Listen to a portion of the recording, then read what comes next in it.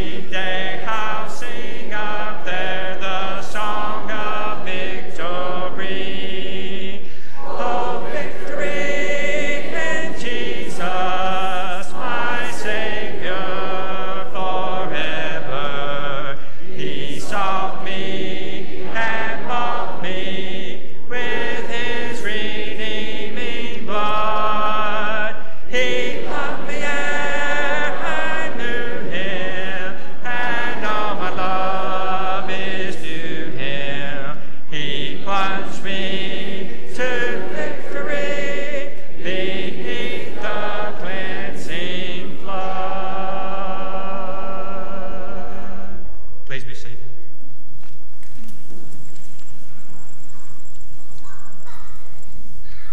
Now take this time to go and dismiss our children to the Bible classes.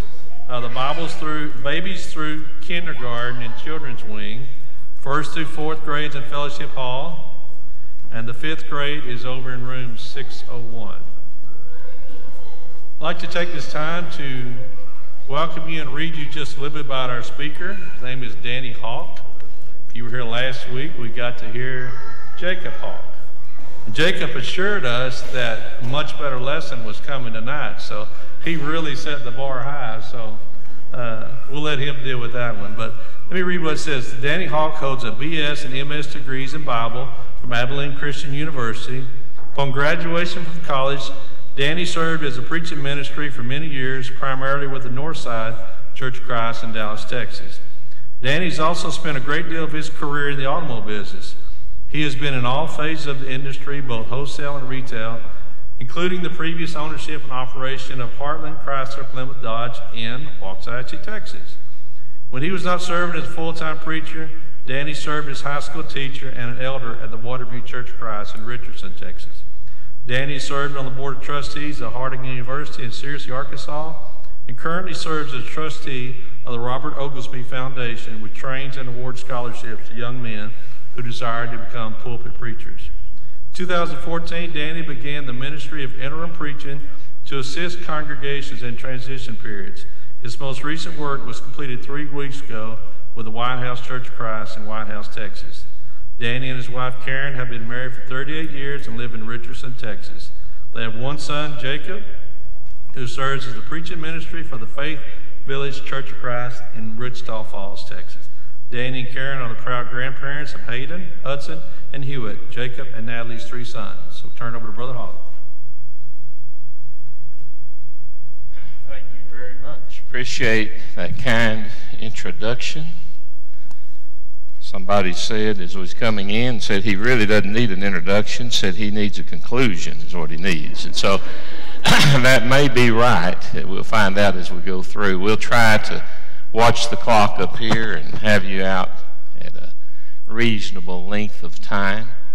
Try not to be too long. I'm kind of like the preacher. They tell the story. A young couple came in and said, "We'd like to get married." He said, "Okay." And the young man said, "But we want this to be a short service."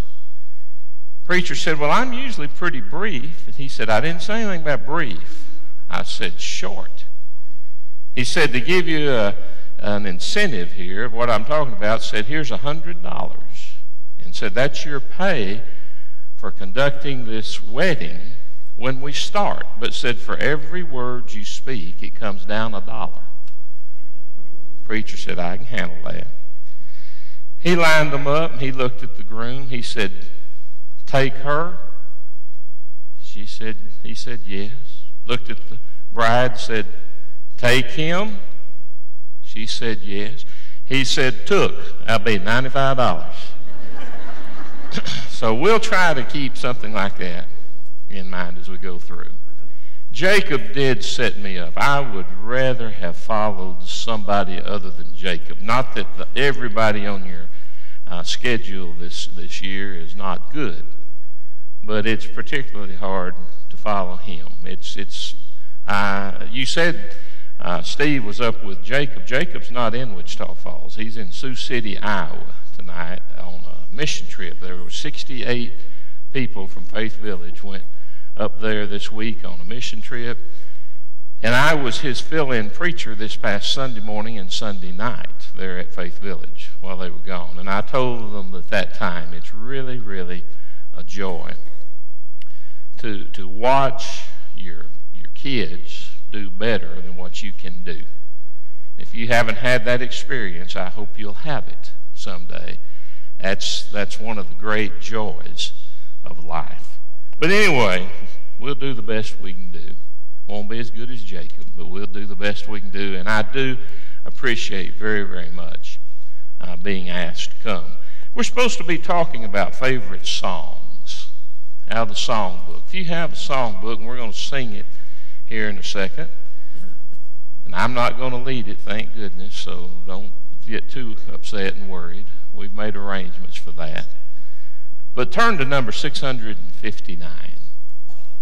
659. This song was written by a lady named Arabella Catherine Hankey. You'll see her name down at the bottom of the song. She was born in London, England in 1834. Her father was a banker. She lived in upper-class London. Never had any wants or needs or desires for better things in life because they were provided to her. She was among the select few of that day that was in the upper class. However, she had a strong urge to help in a big spot in her heart for the poor and the hungry people of London, and that's where she spent the majority of her time.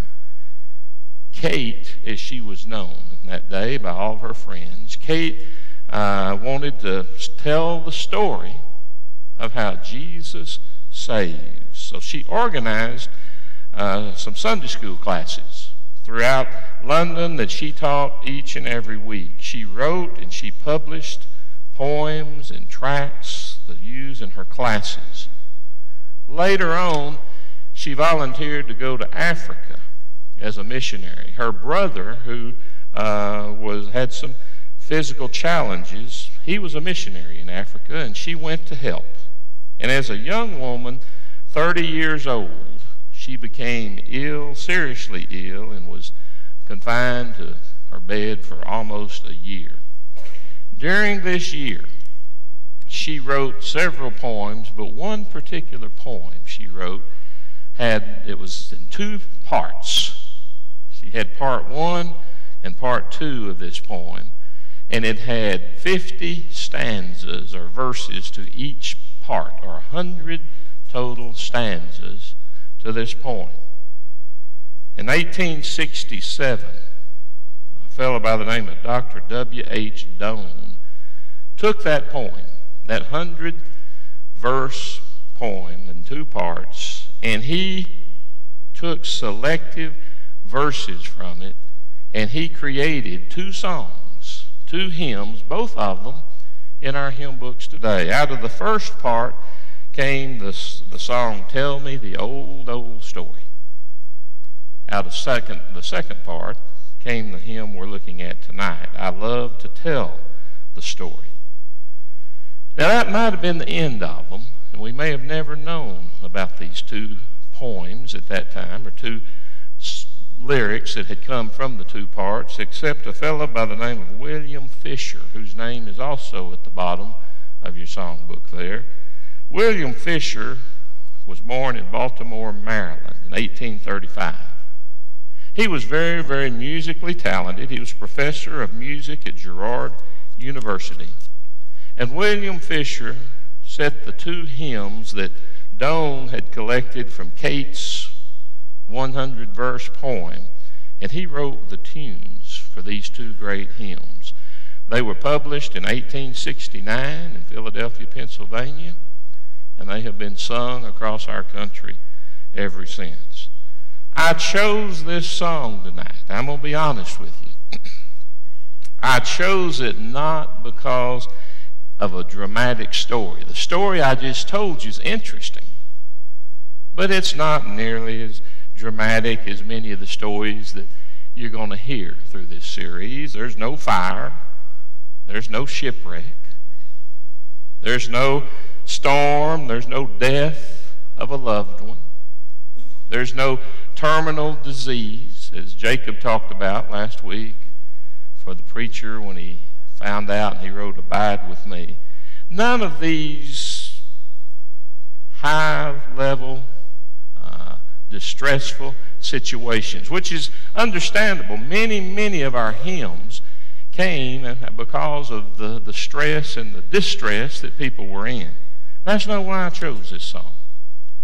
I chose this song because it in my opinion, very succinctly, very clearly reminds us of our mission as the church. Our mission as the church.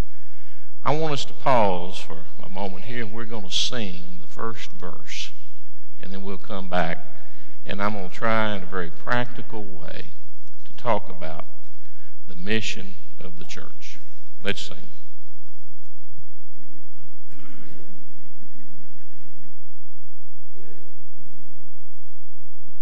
I'd love to tell the story of unseen things above,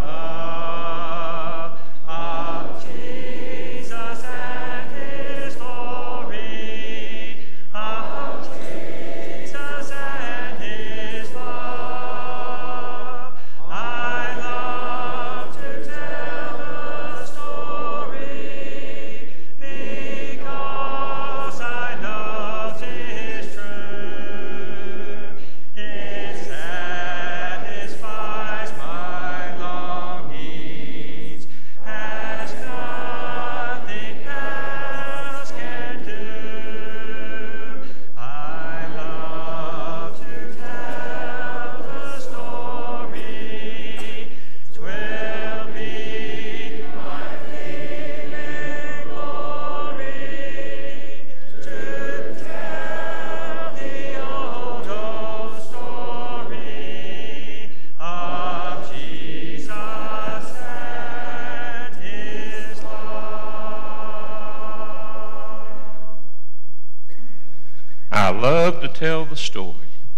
'Twill be my theme and glory to tell the old story of Jesus and his love. Jesus walked along the shores of a sea one day, the Galilee Sea, Sea of Galilee. And as he walked along, he saw Simon Peter, his brother Andrew, James, and John. And he said something to them that was a bit out of the ordinary. It was something that caught their attention. He looked at them and he said, "Lay down your nets, follow me, and I will make you fishers of men." Peter, Andrew, James, John, they were professional fishermen. They knew a lot about fishing. But fishers of men? What was Jesus talking about? Well, the context makes it clear. He was talking about being evangelistic. He was talking about telling his story. And he said, "I want you to tell my story, and I want you to fish, no longer for fish, but for men." For men. Mark says in his account, Mark chapter 2, he says, they immediately laid down their nets and they followed Jesus and they spent the rest of their lives fishing for him. Now that's a very interesting story. We all know it. Probably talked about it in your vacation Bible school. Last week when I was here, there were big boxes twirling around. I don't have to contend with the boxes tonight. I thought that was pretty neat, though, that they were all hanging everywhere. But that story might have even been included in the vacation Bible school. I don't know. We talk about it a whole lot. But what does it mean for us? That was them. That was then. What about us? How do we do that? How do we fish for men? Where do we start? Well, if you look at the apostles, they started in Jerusalem. Acts chapter 2, on the day of Pentecost, the day the church was established. That's where they were. and that's where they started. Then they moved from there to the province, the county, we would say. Got out of town, and they went to the county. Then they moved to the adjoining province. And then they finally took the gospel of Jesus Christ. Paul would say, before he died, Paul would say in where is it? Colossians 1, verse 23, he says, we took it to the uttermost part of the world. The uttermost part of the world. It seems to me, though, that as we do it today, it's been my experience in working with churches over the last quite a few years. It's been my experience that we tend to do that in the opposite order. Did you ever notice that? Seems like we are more comfortable starting with the uttermost part of the world. That's where we like to start. I think I know why we do that. It's really easier on me personally, on you personally.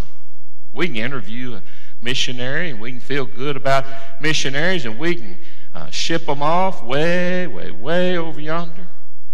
I can put a check in the collection plate when it comes by every Sunday. I can pray for the missionary. I can hear the reports that's going on, and I can feel really good about that. And I'm not discounting that. That is part of it. That is a major part of it, and we need to do that. But can you see, that doesn't really require a whole lot from me personally. But Jesus told Peter, Andrew, James, and John, I want you to fish for men. And so they did. How do we do that? How do we do that today?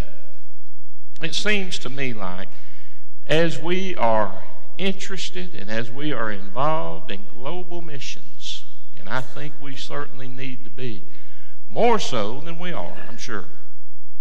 But as we are concerned about the uttermost parts of the world, it seems to me like we ought not to neglect those right here at home, those right here around us. Jacob commented last week, and I noticed we got here a little bit early tonight and drove around some. He was right. There are new houses any direction you want to drive to from this building right here tonight. Seems to me like we don't want to neglect that when we're talking about telling the old story of Jesus and his love and taking the gospel to the peoples all over the world. We need to teach those right here at home too. How do we do that? Well, I promised you I'd try to be very practical with this. So I'm going to share with you three things that I believe and I have come to the conclusion of through the years, the older I get. Three things that I believe make soul-winning, evangelistic efforts at home successful. Three things that I believe the Bible says are vitally, vitally important. Number one, if we're going to win the world to Jesus Christ, we are going to do it by the reality of our fellowship. Now, you heard me right. The reality of our fellowship. I think we sell fellowship short. I think we sell the family relationship short in the soul-winning process. I think sometimes in looking at details and gimmicks and charts and methods and films and everything else in getting ready to go out and be evangelistic, and that's okay. But I think in looking at all these methods, sometimes we sell short the very number one thing we have, and that is the fellowship of the redeemed. We live in a world that's lost and dying and thirsty for true fellowship that comes from God, and we're supposed to have it, but we don't always put it out front. We don't always highlight it as we go through. If you want to look at a soul winner and know what one looks like, look at Jesus. Mark chapter 2, Matthew chapter 9. When they looked at Jesus' life, they said, well, he is a friend of the publicans and sinners. They said, that is his weakness. He associates with these people. Jesus said, no, you got it all wrong. He said, it's not the well people that need a physician, but it's the sick folks. It's the sick unto death people. They're the ones that need the doctor. And so Jesus moved in among the people, and as he did, he looked at them as people. People like Zacchaeus. Zacchaeus, the little short tax collector that I know you probably talked about in Vacation Bible School. We loved the song, The Wee Little Man. Wee little man was he. He climbed up in that sycamore tree because he wanted to see Jesus passing by, and he was short of stature, but that wasn't the only problem. He was disliked. He was ostracized by the people around him. He collected taxes for Rome, and nobody liked him. Jesus saw him up there in that tree, and he said, Zacchaeus, come down. What he actually said, go back and look at it in Luke, he said, make haste. Come down. I'm going to your house today. Zacchaeus, I want to be with you. I want to be with you person to person, friend to friend, human being to human being. And they called him a friend of the publicans and sinners. Those that there was no value, there was no benefit to being their friends. They had no power. They had no position. They had no money. But Jesus was their friend. I'm going to say it again. I'm fearful we have sold the friendship of the church short. It's one of the greatest tools we have to offer. Remember what Jesus said, John 13, verse 35? He said, by this, what, Jesus? By this shall all men know that you are my disciples. How? In that you have love one for another. Jesus said the thing that's going to bring the instantaneous recognition in this community, in this town, as he was talking to them, and it fits over for us today. He said the thing that will bring that recognition the quickest is the fact that you love one another. That you love one another. Let me tell you something. You can read all the books you want to read on church growth. That will draw a crowd. What Jesus said. Loving one another will draw a crowd. When somebody walks in these doors and they come in here and they sense these people love one another. And they not only love each other, they've got enough love it kind of spills out on me and others that are around. Let me tell you something. They'll go out of here and they'll say, they may go out and say it's the strangest bunch I ever saw. They don't have any instruments of music. They don't do this. They don't do that. But let me tell you something. I liked being there because they loved me. That'll draw a crowd. That will draw a crowd. And that's what Jesus is saying. And he's saying, if you will love one another, and that spills over on people, and then just think, what if that same person that comes here and leaves and says, you know, I've never been anywhere in my life where I was treated any finer. What if somebody actually takes the time and the effort to go visit that person? Just front porch visit. Don't have to get in the house. And shows to that person, you are important enough to warrant this kind of effort from me. Do you not think that is a draw? Do you not think that is one of the greatest tools in our toolbox? We Number one, if we're going to win the world to Jesus Christ, we're going to do it by the reality of our fellowship. Unfortunately, we don't always rate that as highly as we should. Unfortunately, we don't always give it the high value that we should. Sometimes in our doctrinal soundness search in the church, which is important, please don't mishear me. I believe it's vitally important. Maybe more so today than any other time in my lifetime. But in our doctrinal search for truth in the church, sometimes we forget we ought to be kind and loving and helpful and embracing and just happy and doing the things as friendly, as warm as Jesus was, particularly with each other, but with lost people even.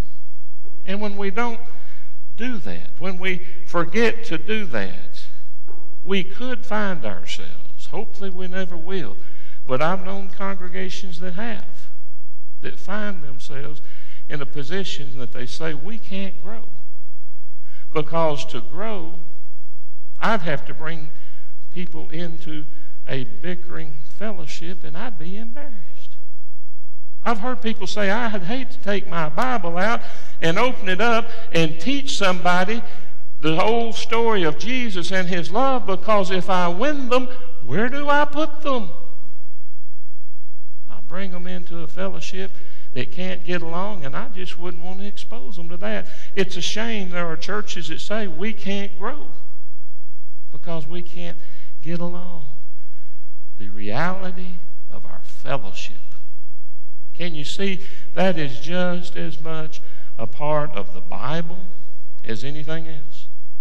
Weekly observance of the Lord's Supper, elders in the church, baptism for the forgiveness of sins, the fact that we, 1 Corinthians 12, have the same care one for another, that is a part of the doctrine. It's a part of our doctrine. And when we don't have it, we're going to be just that much crippled as a soul-winning church. Number two, I got to move on here. Number two, if we're going to win the world for Jesus on a local level, we're going to do it through the compassion of our service. Through the compassion of our service. Walter mentioned in the introduction a minute ago, there was a period of time I was your friendly Dodge dealer here in this local community. I learned something in those years about service. I'd never been in the service business. I've been in the sales business. I'd never been in the service business. We came in and I realized there's a whole back end back here we got to deal with of folks coming in with service issues. I learned some things about service. You know what I learned? The number one key that I learned that when a customer came in, might have been some of you, I hope you got treated well if you did. But when you came in the door, you were looking for two things, not one. You were looking for two things. You may not have realized it, but you were. And I finally figured it out. Obviously, you want your vehicle fixed. You bought this new Dodge pickup, the transmission's not shifting on it now, and you want that fixed. But you know what you wanted, number two? You wanted somebody to feel sorry for you. And I finally figured that out. It makes total logical, psychological sense. I mean, I paid all this money for this new vehicle, and it ought not to be this way, and it shouldn't. This isn't the way it's supposed to happen. And now you're in here with this problem, and you not only want it fixed, you want somebody to feel sorry for you. That's what you want. I understand that. We're all that way. We figured that out, and I soon discovered that our customer satisfaction scores with the factory were tied directly to 2 words. If we could just get our team somewhere very early in the process to say them, made all the difference in the world. 2 words were, I'm sorry. I'm sorry. I'm sorry. Doggone it. This ought not to happen. This isn't the way it's supposed to be. You shouldn't have to put up with this. I am so sorry that this has happened. Do you know what I found out? If we could just do that, you'd be mad at the engineers in Detroit that designed that vehicle. You could be mad at the fella on the assembly line that put it together. You could be mad at the salesman that day up front that sold it to you. You could be mad at your wife, your kids, and your dog, but you couldn't be mad at me right now because I'm your friend. I'm your friend. Now, it's hard to train people to do that. We had to let a service manager go one day. I don't guess he's here, but we had to let a service manager go one day. I called him up in my office and I said, why do you treat people like this? Why do you do it? We spend all this time and energy and money trying to get customer satisfaction and give you 2 minutes with the customer, and they sling gravel leaving the parking lot. Do you not realize without them, we don't need you? Why do you do this? I'll never forget the answer he gave me. He looked at me and very sincerely said, I just get tired of hearing everybody's problems. Everybody comes in the door has got a problem. I said, you are the service manager. Of course they've got a problem.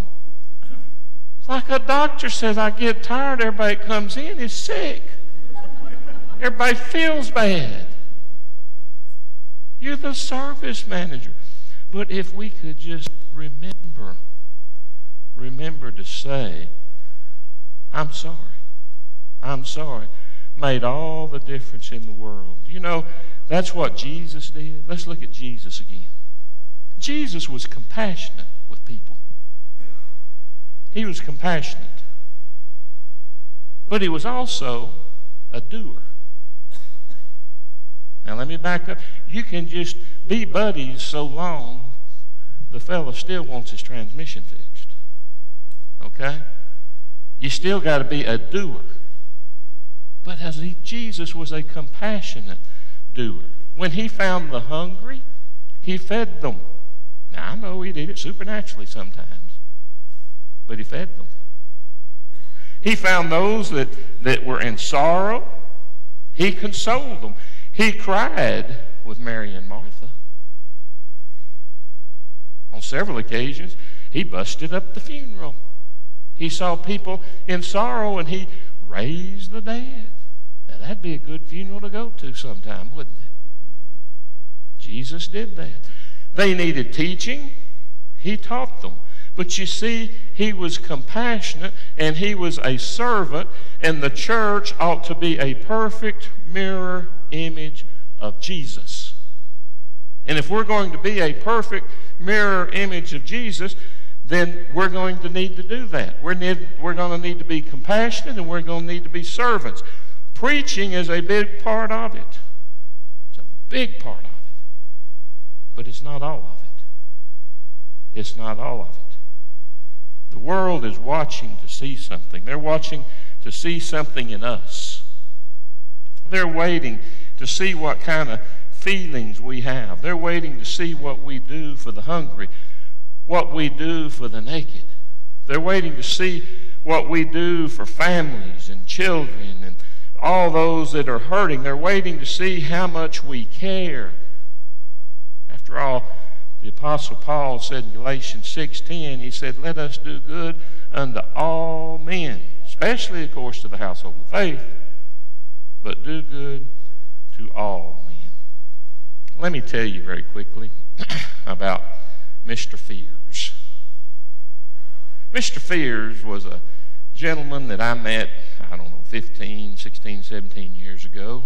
At that time, he was in his mid to late 80s. He lived with his wife, who was confined to a hospital bed in Arlington, Texas. He was a retired home builder.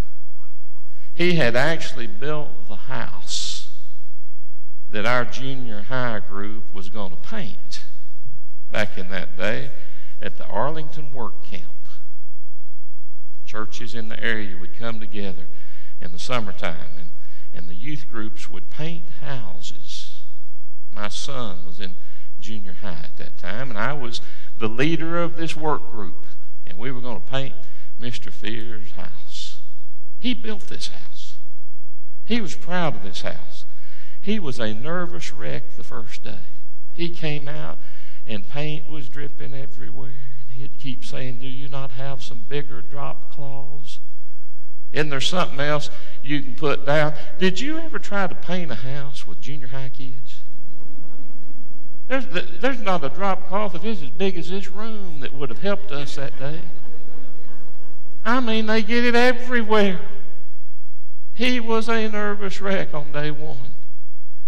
Day two, when they went in, the kids did, to his wife's bedside, and during lunch sang to her and to him.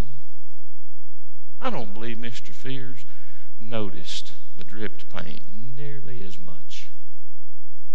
On day three, when the kids were putting up a brand new mailbox and a brand new porch light that they had taken their own money and gone to Walmart the night before and bought them, and putting up these new fixtures on his front porch, truth of the matter was, we got so much paint on the old mailbox and we couldn't get it off.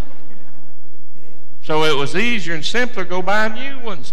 But all he saw was these new lights were going up and new mailbox was going up. I'm convinced when he saw that, he couldn't even see the dripped paint. And when we got ready to leave that afternoon on that third day, he gathered all the kids together and he told them, he said, "This is the finest paint job I have ever seen in my life." We went back in December at Christmas time. That was part of the program. We went back to the Fears home, took all the kids, took a holiday fruit basket, and we went to sing Christmas carols to them. When we got there, when we arrived, he met us at the door, and with a big smile on his face, we found out that Mr. Fears had become Brother Fears, and he had given his life to Jesus and had been baptized for the forgiveness of his sins and had started a new life. His wife was a member of the church. He wasn't. And I'll never forget that night in their living room, he made a little speech to the kids. He said, "Through the years, I've heard lots of sermons. I've had a lot of preachers, a lot of elders come through that door. But," he said, "I never really knew, I never really understood the love of Jesus and who Jesus was till you kids painted my house." Seems to me like we ought to be about that sort of thing more than what we are. In Dallas and Houston and Waxahachie and Tyler and everywhere else. Seems to me like there are a lot of things that need doing. A lot of houses need painting. But more than anything, a lot of people that need to be shown compassion. And it just seems to me like that ought to be more of an emphasis in the church today, because the world is watching. They're watching to see what we do. They're watching to see whether we really, really care. I know we may not get anybody that ever walks down one of these aisles directly from an activity like this, but we might. Church in Arlington got Brother Fears, but the world's watching. They're watching to see what we do because Jesus was a doer. And if we ever expect to win the world to Jesus Christ, we're going to do it, number one, by the reality of our fellowship, and we're going to do it, number two, by the compassion of our service. Then thirdly, if we're going to win the world, we're going to do it through the faithfulness of our message. Faithfulness of our message. Now, you may think that since I put fellowship first and service second, you may think I was low-rating preaching and all of that. If you know anything about me, you know that is not accurate. One of the passions of my life has been working with young men, trying to encourage them to be preachers and trying to help train them to preach.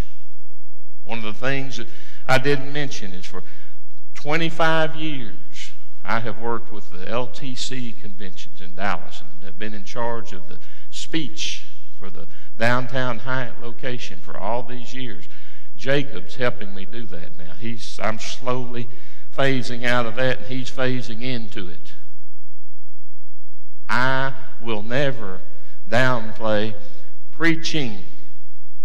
Let me make a statement that because of time factor, let me be just real clear and succinct on this. Fellowship and service alone will not win the world to Jesus. Can I say that again? Fellowship and compassion alone will not win the world to Jesus. And so many times we get started towards the service and the fellowship, we forget this. And we do a lot of nice things, great humanitarian things, but nobody ever gets around to teaching the gospel. Nobody ever gets around to picking up the book and saying, would you like to study the Word of God? But fellowship and service alone won't do it. The reality of my fellowship and the warmth of my fellowship will tell you a lot of things about how I feel about you. It'll tell you how Jesus is working through me, but it will not tell you about the atoning death of our Lord. It just won't do it. It takes words. It takes words. The marvelous service, the food I put in your mouth, the clothes I put on your back, the visits I make. It'll explain a lot of things about how God's working through me, through this church. It will not explain baptism and all of its ramifications. It will not explain to you that's where you come into the atoning blood, in contact with the atoning blood of Jesus, that your sins are washed away, that it's absolutely necessary, essential to be able to be obedient to Jesus and go to heaven. It just takes words. It takes words. A cup of cool water won't do it. It'll do a lot. But it won't do that because you see in the Bible, God used words. So ultimately, the church has got to pick up the Bible and march and faithfully proclaim the words of life. We could forget that. We could eliminate that. We must not forget it. God used words, and Romans 10:17 still says, faith cometh by hearing, hearing by the word of God. So we finally got to open our mouths, and somebody has got to say, let me tell you the old story of Jesus and his love. We got to do that. We got to have people that ask people to do that. And I really feel like we don't ever ask that question like we should. I sat in a seminar a few years ago, and a fellow had great success in teaching and baptizing people. And so somebody asked him, said, do you have a secret that you use? He said, yeah, I do. I thought, well, man alive, I better write this down. I got a piece of paper out and a pen. I was ready to write down this secret. He said, here is what I do. He said, I take my Bible and I say, would you like to study the Bible with me? Somebody says, is that it? He said, that's it. That's it. Would you like to study the Bible with me? We don't ask the question. We could forget that in our efforts to be soul winners, but we must not forget it. But it's a process. You know, Jesus told James and John, Andrew, Peter, I'm going to make you fishers of men. I don't know how many of you are fishermen, but fishing can be a lot of work. You ever notice that? It can be quite discouraging. Some years ago, Karen and I and Jacob, he was smaller, and we were up in Arkansas, and we were up on the White River, and I thought we're going to try our hand at trout fishing on the White River. So we got up early one morning. I'd made arrangements, and I'd rented a boat and hired a guide. He had everything for us. We got in the boat, and we went up, it seemed like a mile or two up the White River, and we caught a few fish. It was fun. It was exciting.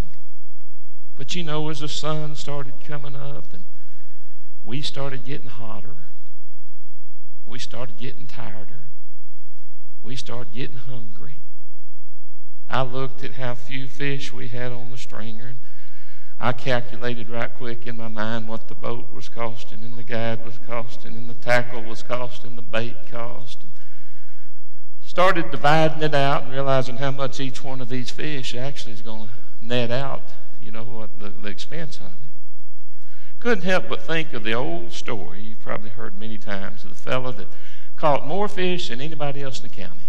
Always caught fish. So the game warden one day said, "How come you catch fish nobody else does?" He said, "Come on, I'll show you." And they went down to the dock and got in his boat, went out in the middle of the lake. Fella shut the motor off, opened his tackle box, reached in, and he pulled out a stick of dynamite. He lit it, let the fuse burn down, threw it out in the lake. Dynamite went off, fish came to the top. He got his dip net, and he's just getting the fish and bringing them in. The whole time, the game warden said, "Man, you can't do this. It's illegal. What in the world do you think? I am the game warden. I'm going to have to fine you, may have to arrest you. What are you doing?" The whole time, the fella just reached his tackle box, pulled out another stick of dynamite, lit it, let it burn down real short, the fuse, and he handed it to the game warden. He said, "Now, you going to fish or you going to talk?"